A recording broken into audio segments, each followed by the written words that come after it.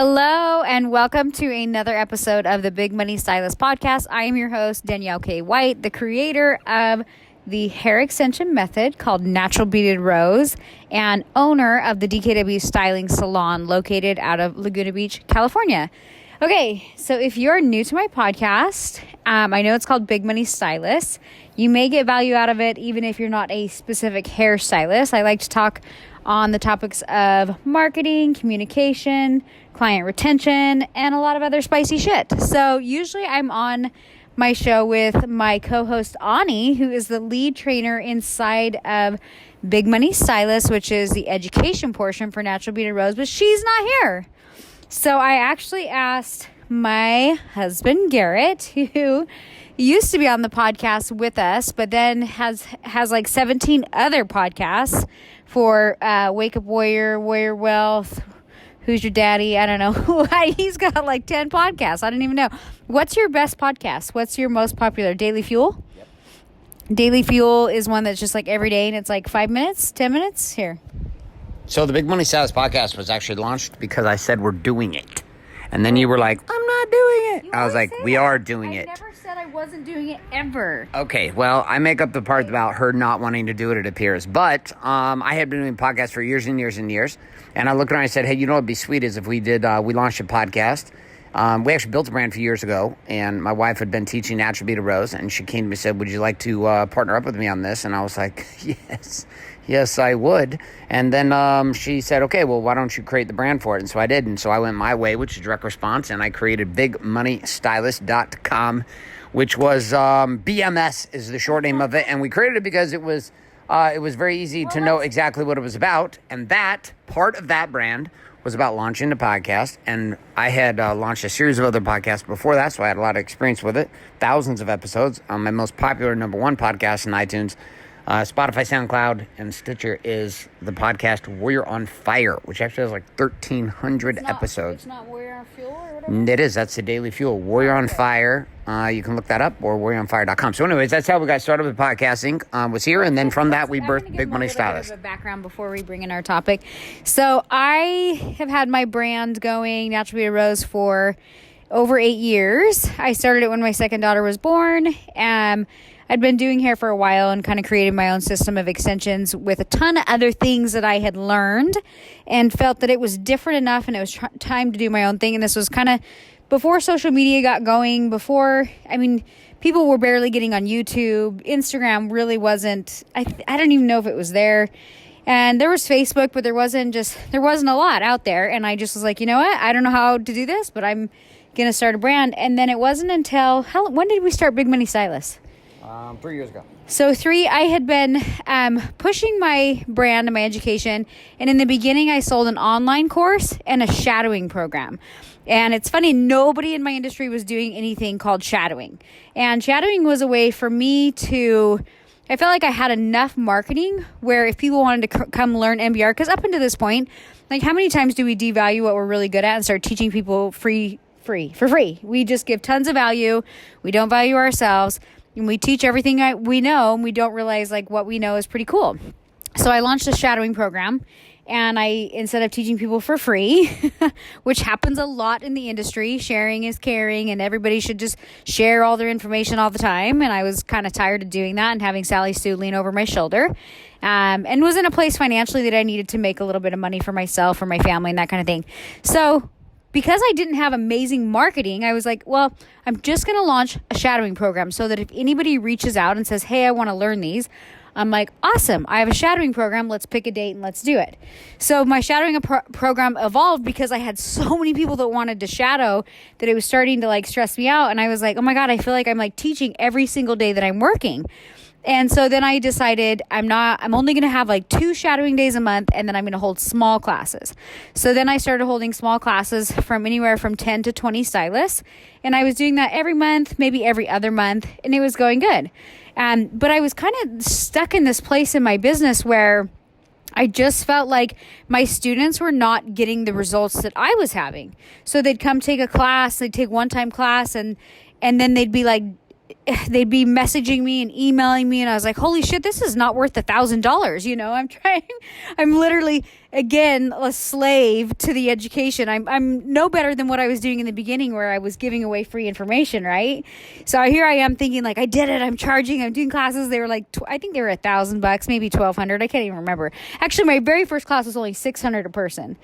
So then I ended up raising the price. I think it ended up being like 1,000, 1,200. Anyways, so as I'm teaching these small classes, I'm super frustrated. I'm venting to Garrett. I'm like, I don't know what to do. Like, they're not getting it. And they're like, it's the blame is coming back on me, but I know what works. Like, how else would I have booked an entire book of business off this? Plus I wear it in my own hair. Like, I know it works. And I was like, instead of being pissed off and being like, well, screw them, it's all them, because it was like 1 in every 10 person would actually kind of figure it out.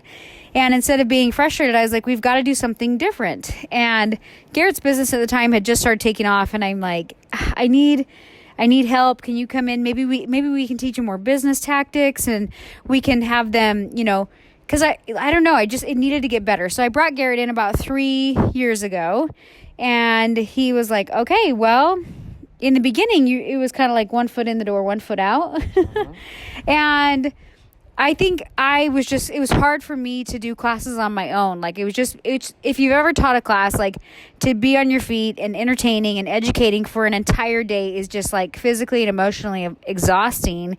And it's like I needed another trainer to take on half the day. And I thought, well, Garrett can come in and talk about business and marketing and whatever else. And we'll see how that goes. So we turned it into a 2-day event, right? Yep. We turned it into a 2-day event. He's like, we're calling it Big Money Stylist. And I was like, no, we're not. And he's like, too late. The domain's made. If you're bringing me in, that's what we're calling it. So I surrendered to the idea of Big Money Stylist. And yeah, so then we started kind of slowly marketing classes at a higher price point. But they were 2 days instead of 1, because we had to do it different. Everybody in my industry was doing the 1-day classes, and everybody's going home with a sheet of paper, and nothing was changing, and everybody was just running around with another sheet of paper that said they got certified and blah, blah, blah, blah, blah. And the market just continued to get overly saturated every year. And actually, that's what I wanted to talk about on this podcast with Garrett, and I know we kind of talked about it before, is like just how oversaturated social media and the market is. It's like every day I find a new expert. Every day I find a new trainer. And this is not just in the hair industry. This is in every industry. And it's funny because I'll have people that I started, when I started teaching, there's stylists that started teaching around the same time I did. And social media wise, they blew up. They have, hundreds of thousands of followers. And I have a decent following, but I think I have like just over 50,000 followers. But I had these stylists start at the same time who, again, like have 250,000, 500,000 followers, but they're still doing the same damn thing. They're still doing the small classes, sending people home with a piece of paper. And to me, I'm like, you didn't really evolve. You just kind of stayed, you got a big number in social media and you're still doing the same damn thing. So I wanted to talk about how do you get ahead in the game with so much information available. And I'm not just talking about get ahead of the game in your social media number, because we've already seen with an oversaturated market that doesn't necessarily mean you've made it. Well, there you go. It's a great intro. 8 minutes and 30 seconds in, and we're finally getting to the topic. No, it's a great backstory. So there's an article that actually that came out. It's pretty big just in the last time we're doing the show. A young lady, 18 years old, 2.3 million followers on her Instagram page, and she was in a partnership with a hairline. The headline was she had 2.3 or 2.4, clothing line. And she was in a partnership with these guys. She had to sell a certain number of shirts on her Instagram following to make this happen. In order for the deal to go through, the article says, and all the articles are saying is she had to sell 36 shirts, or she could only sell 36 shirts. And she didn't sell more than that. But it was actually the rest of the story is that she had to sell 36 shirts minimum inside of 7 different categories of clothing to her Instagram following by posting and going after it, and she didn't pull it off. Now, to her own credit, to her not credit, are her followers legit? Are they not legit?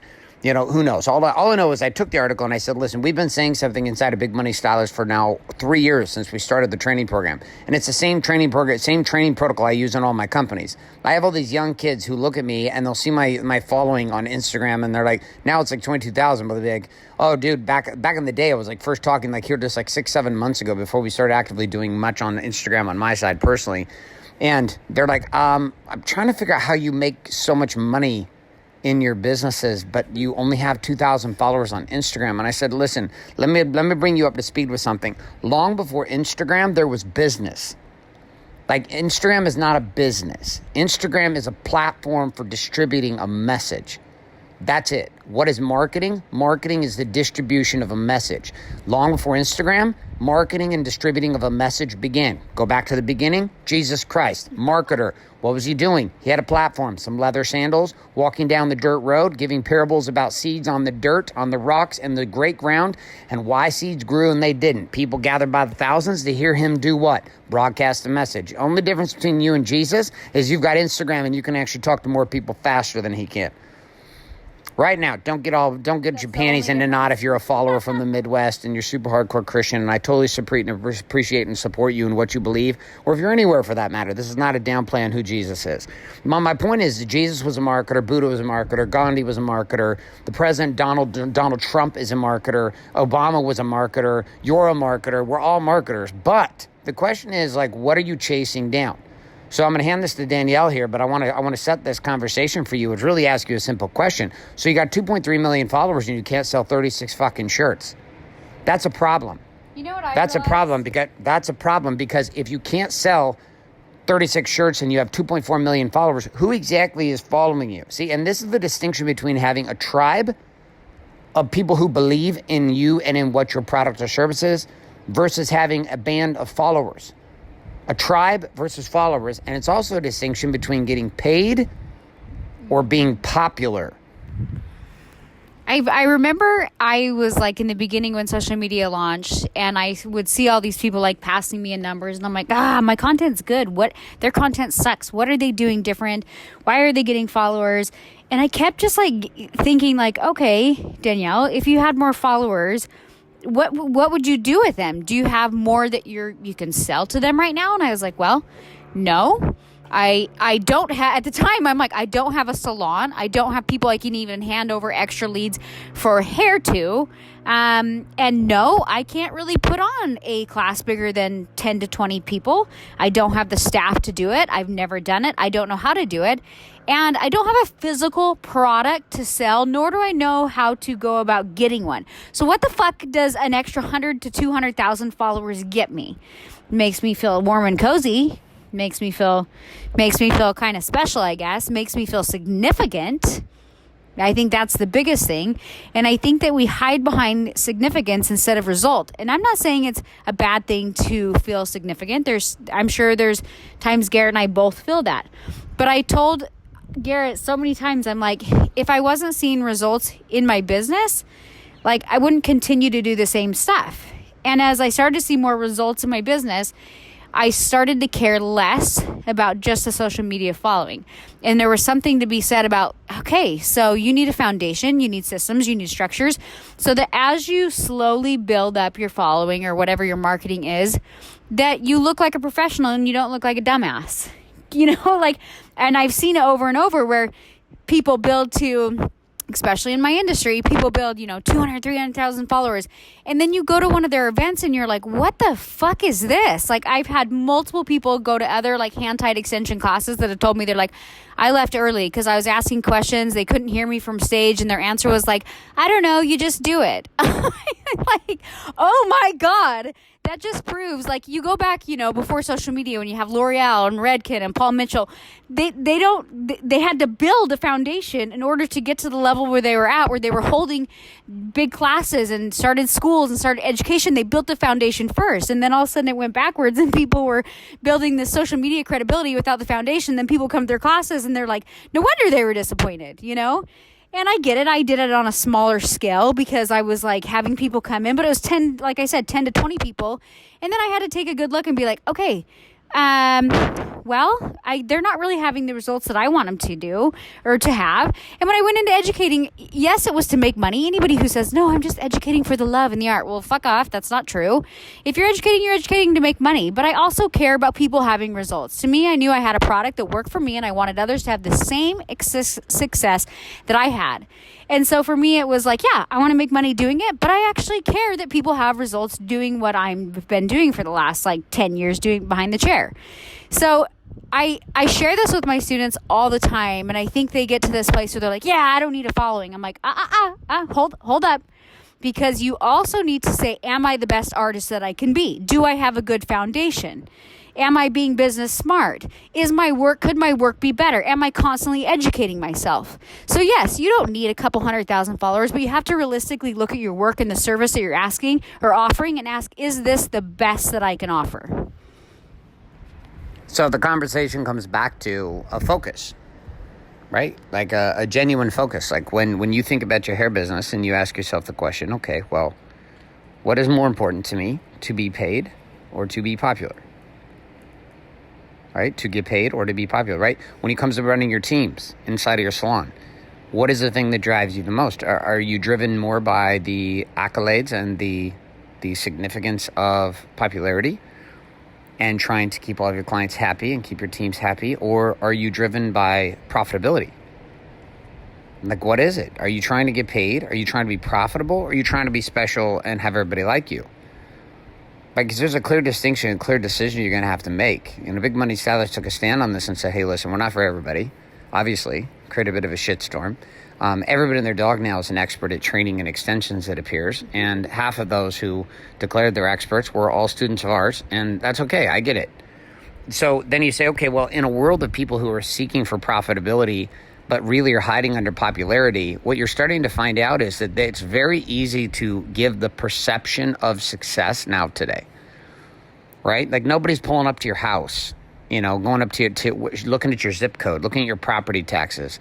You're not having to show your P&Ls and your property or your income statements and your balance sheets. You don't have to show bank account balances, right? Nowadays, everybody just gets to be a fucking hero because they say they're a hero, which, on one side is fantastic. On the other side creates a dilemma because how do you actually know the truth between the lies? Who do you know? How do you know if somebody's legit? I think about this as an artist.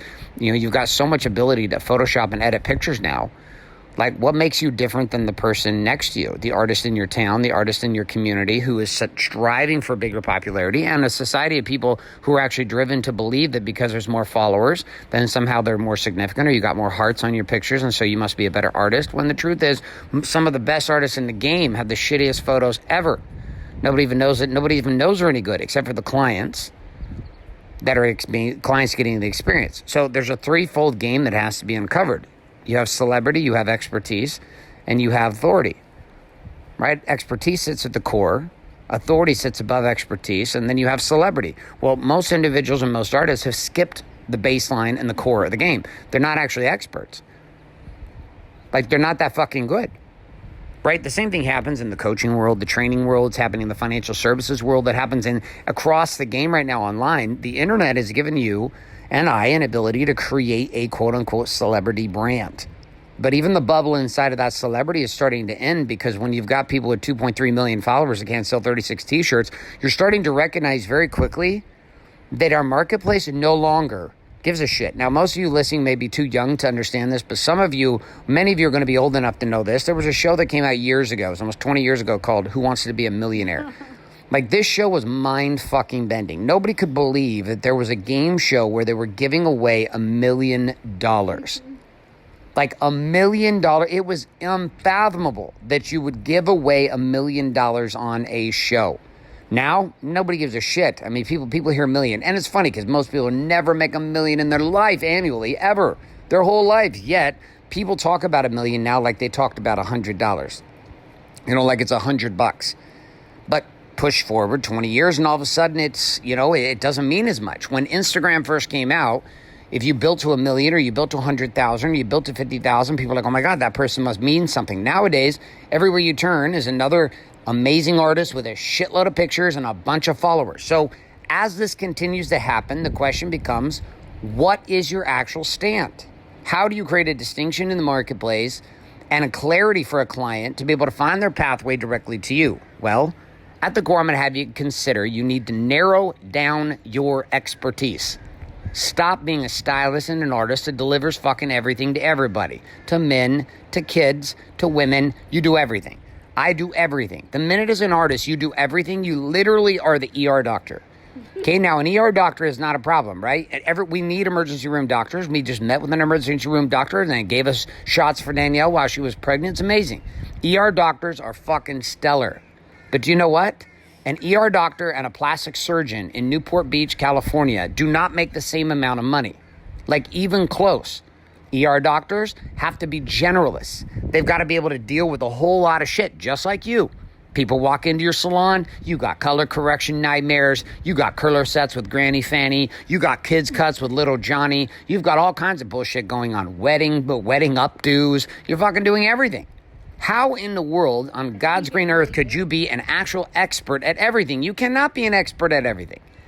And this is the first big shift that must happen for you as an artist, is you must take a stand and narrow down what you do, because in a market with people all talking, individuals, prospects, and clients in the hair game are searching for artists who truly are experts. Not to have 17 different certifications and 17 different methods of extensions and 42 different methods of color, because guess what? The client doesn't give a fuck about your certification. Guess who does? You do, because you think you're cooler than the rest of the artists around you. So I'm going to have Danielle talk about this for a second. Like, what is the actual reason and what is the method and why Danielle took a stand on hair extensions, specifically the method Natural Beat of Rose, now powered by our new hairline, Isla by Natural Beat of Rose. Talk about why expertise in this game, beyond what I've just shared, actually matters and how it's blessed you and the rest of the artists who have taken this on at BMS. I think I've always done hair extensions since the beginning, since I started doing hair. And it was mainly because I'm kind of a numbers person, and I was like, what's the service that you can make the most in hair? And it's funny because I always tell the story where I went into hair kind of as default. I went to one semester of college, was like, oh, this is not for me, did hair. But I've always kind of been interested in the numbers. And I was like, well, I think I'll do hair extensions. Plus I have crappy hair, so I want to do them.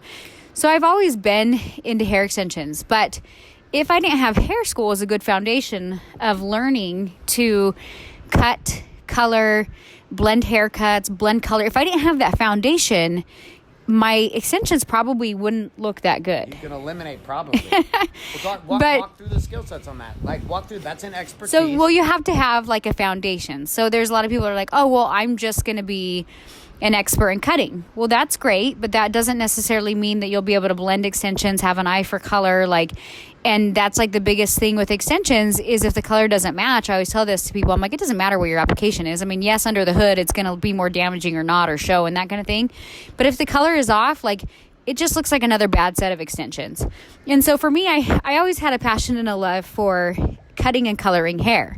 And in the beginning of my career, I kind of did a little bit of everything. But because I wore extensions, I was able to sell those just like naturally. It just came natural for me. I'd say like half my business was always extensions.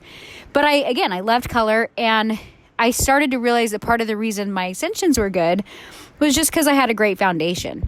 So then now at my salon, the only thing we offer is cut, color, and extensions. And for a first-time appointment, we don't actually let them book for extensions if they do not book the full package. Because the one thing that I see all the time with extensions, specifically hand-tied extensions, is people are running around with like blondish brown hair and then platinum extensions coming out the bottom. So many little bloggers are running around with the same goddamn shit with a heavy filter over it, and it still looks bad. So I don't even let people make an appointment at my salon, even if they're like, oh, I have a solid dark color. I'm like, that's what you think. And then they come in, and the extensions I have are just a little bit warmer than their hair. So I have to neutralize their hair and warm up the extensions or whatever it is to get everything to blend perfectly. So even on like a simple one process color, I've chosen my niche and my specialty and my expert to be the overall blend of the extension. So it's cut, color, extensions. It is a package deal. We don't take colors just by themselves because we need no more reps doing what? Extensions. We don't take extensions by themselves because then it makes our work look shitty, because if the blend is off, then it just looks like bad extensions. We don't take just haircuts because there's just, bottom line, not enough money in it for me to want to do it. So I would encourage everybody out there you have to make sure you have a good foundation in order to be an expert, but then narrow it down, whether it's lived in color, whether it's fashion colors, even down to a color. Like at my salon, we do not offer any fashion colors. We offer natural colors. That is my niche, natural beaded rose with natural color. So every little thing that you do behind the chair, ask how much more specific can I be? How much more of a niche could this be? Because by narrowing it down, that's going to attract like a whole new bubble of people inside of the hair world for you. So expertise requires a focus, and it requires you to focus on skill sets and mindsets, like the ability to deliver, right? This is what exposes quote unquote celebrity A from celebrity B, right? You can build all the social credibility in the world you want, but if you suck ass behind the chair and you can't get it done, and somebody walks in and you can't get it done, you don't have a niche, you tried to be an expert.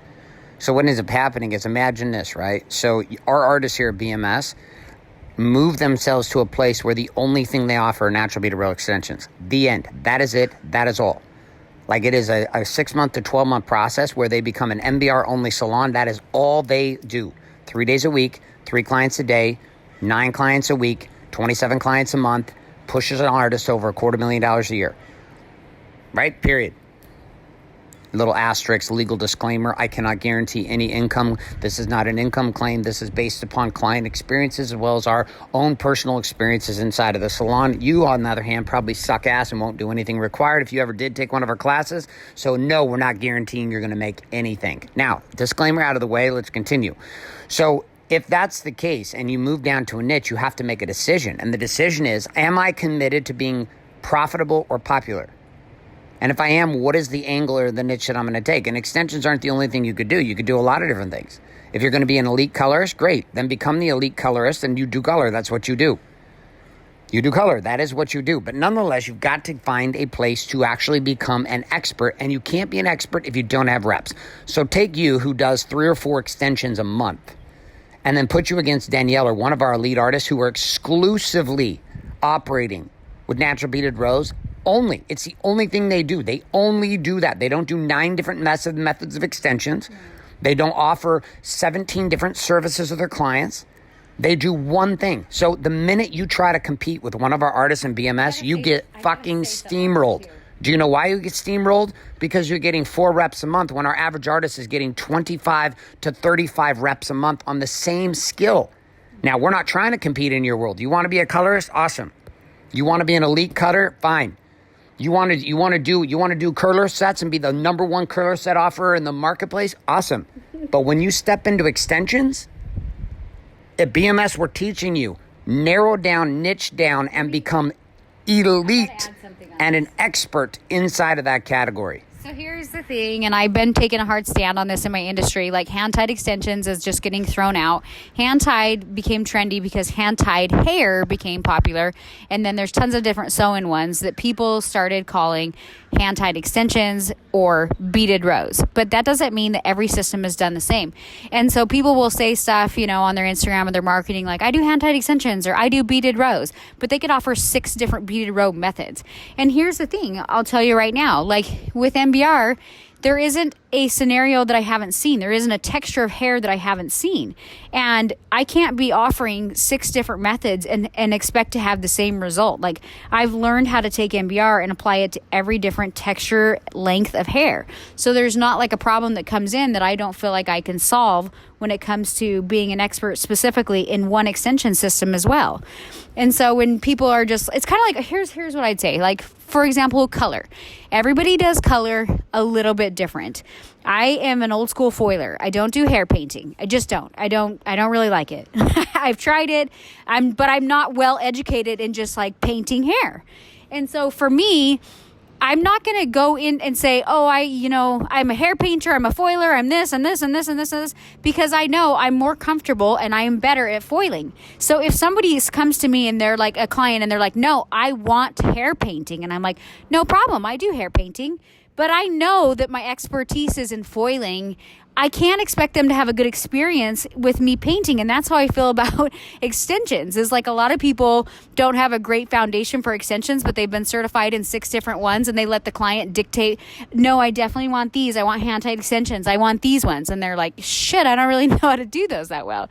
And it's just like I said, I always tell people, I'm like, you can go to somebody for balayage and not all balayage is the same. So same with foiling, and it's out of our comfort zone. So you have to really narrow it down specific and just commit to like getting the reps in one certain thing, and you'll get better at that. And that's what I've proven with MBR. I'm like, it works with every texture. It works with like multiple, it works. It's not like a system that's only for fine hair, only for coarse hair, only for texture hair. If you have more reps in it, you can figure out how to apply it to every type of hair, just like you can hair color. So expertise leads you into a place to be an authority, right? And authority is the ability to actually be a stand inside the marketplace for extensions, or be a stand in the marketplace for hairstylists. Right? And clients look at this from a different place, right? When they know you're an expert, it's very simple. Like in my businesses and our financial services, software, supplements, training, coaching, inside of the games that I play, my other companies outside of the hair industry, the same thing is true. Like we doubled down on expertise, which means legitimately you work with my companies and we're really fucking good. We're not just like good, we're great at what we do. The right client, but we're very clear about who we work with, what we do, and why we do it. That's it. Like, we don't try to service everyone. We don't. I don't train women. I don't work with women in my other businesses at all. The only place I talk to or connect with women is inside the hair industry with Danielle. That's it. Why? Because my game is training men. Why? Because that's what I do. That's who I am. I'm a man. I have a penis, right? Which means I understand what it is to be a man with a penis. And so I don't try to in Wake Up Warrior or any of our other companies, Warrior Wealth, any of our Warrior Green supplement lines, anything. My market is not women. I'm very clear about that. My market is also not every guy. My marketplace is married businessmen with children. Why? Because I'm a married businessman with children. So anyone else, good luck. We wish you the best. Like, it's not something I'm working with. Inside of BMS, we're not after every artist also. I mean, we shut down the opportunity. Thousands of artists have tried to get in. We sold out our convention again for this year. People laughed last year when they said, oh, Garrett, and there was a big shitstorm last fall with all kinds of shenanigans and bullshit and people talking shit all over the place. And they said, oh, they don't know what they're doing. They don't want to do it. I was like, you don't even have the fraction of a clue what we're doing. We're slowing it down. Why? To guarantee that we have a band of women and men who are elite artists, experts at what they do in their craft, which is working and it's happening.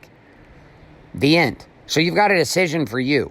1, am I committed to being an expert? 2, am I committed to becoming an authority? Authority is I actually am a stand inside of the industry. And then 3, once you have celebrity wrapped around authority and expertise, the game to getting paid becomes simple and the popularity game fades to the side. So that's all I got for you today. I'm done with this message for today. I'm going to have Danielle bring this show to a close. Thank you for allowing me to be a guest here. Even though I was one of the originators of this back in the day when we started this podcast, Coach Ani has done a great job with you in pulling this off. So what are your final thoughts? We wrap up the show on payday versus popularity day and this idea of expertise and authority and celebrity.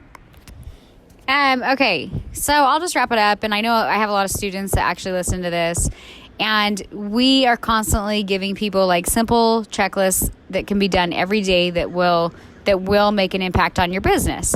And so when I have students or anybody who comes to me and they're like, oh, I feel like I'm doing everything, I'll kind of take a look inside their business or inside their Instagram, or we do what's called hot seats, and we kind of dive in and trying to figure out, okay, well, obviously there's a mix-up in the system. They're not doing everything you're saying you're doing or whatever. So what I would encourage everybody out there, whether you're in my program or you're not, is take a hard look at where you're at. How can you improve? And I think that's the one thing that I've done different is, yes, social media is a great tool. It's a great platform. We teach a shit ton of how to do a decent photo and posing and lighting, and it's important. I mean, we've got to have pretty pictures to showcase what we do. I get it. But on the flip side of that, you need to have a good foundation. You need to be able to deliver what you're actually promoting. You need to ask yourself, is my client experience really good? Is my booking system working? Like, am I running people in circles? I mean, I even know when I first started my salon, I felt like I was losing leads all over the place because I was like, DM me, text me, fill out my application. Like there's so many things that I was running people in circles where I lost a little bit of like credibility, and where people were like, I don't know, and like they lost interest. So you have to ask yourself, are my systems as good as they could be? Do I have a simple call to action? That was a big thing we educated this last week in my mastermind. I was looking at people's Instagrams and marketing and that, and I said, okay, that's awesome. You're doing lives, you're doing videos. That's amazing. Great. Do you have a call to action? And they're like, well, no, what do I say? I'm like, you just say, hey, I do hair, and to book with me, what I want you to do is click the link in my bio, and you can fill out my application. Like, whatever it is, like, you have to give people direction. So you add value, and then you want to give them a call to action or some direction. I was like, hey, I'm taking appointments for next month. Please click the link in my bio, fill out the application. Or if you have any questions, please DM me. That's a call to action. So, and a lot of times I see this a lot too, and I've touched base on some of my other podcasts, like, people will just say, text me for an appointment. Well, if I'm being honest and I'm looking to book a $3,000 service for hair extensions, I'm not just going to text somebody and be like, hey, can I book? I have some questions. And the application process for me helps eliminate a lot of those questions and find out if each potential client is a good fit. So I'm going to close the show and just say, whatever it is you're doing, know social media is a great platform, but it is not just like build your following and then you'll have success. You have to build a foundation, whether it's your art behind the chair or your business behind the chair. If both your art and your business behind the chair is good and your marketing is good, you will have success.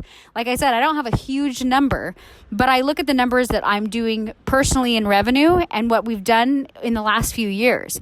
And at some level, I know it's working way better than those that started with me at the same time that have 300,000, 400,000 followers that are still doing the same 10, 20 person class. So ask yourself, where can you improve as an artist, and where can you improve as a business owner or a business operator behind the chair? Slow down, stop worrying about the social media numbers, slow down, and start focusing on how you can improve in just some old school business tactics to retain clients.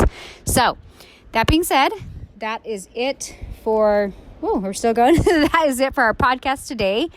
I am like uber pregnant, so most of my podcasts lately have just been audio on the cell phone, and we're in the middle of getting a podcast studio redone. But recently I just found out that I had to stop work a little bit early. Kind of had some issues, and I can't be working behind the chair anymore. You know, I'm just always like any of those artists out there. I think we push ourselves pretty hard because we love what we do. So I'm not doing hair right now. My baby's due in about 6 weeks, and I'll be doing a lot of podcasts here just from the home. But I hope you guys love the amazing content and value that I try to provide each week with you guys, just based on my own experience. And if you want more information on Natural Bearded Rose, you can go to bigmoneystylistsnow.com to see all of our podcasts, or you can visit my blog at dkwstyling.com. Okay, that's it for today, and hope to see you guys each week with more content and value.